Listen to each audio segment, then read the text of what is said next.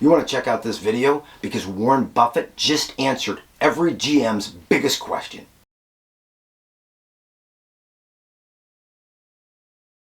Alright then, let's settle this once and for all. I've been in the auto business for a long time, and one question that I get asked constantly, however it's come up a lot recently, and that's, what's the smartest investment a dealership can make right now? So I figured I'd go straight to the top and ask the man himself, Mr. Warren Buffett. Warren, what is the smartest investment that a dealership can make now? By far the best investment you can make is in yourself. For example, communication skills. Well, there it is. Straight from the Oracle of Omaha himself. You know, when it comes to boosting sales, maybe it's not about more leads or cookie-cutter closing scripts.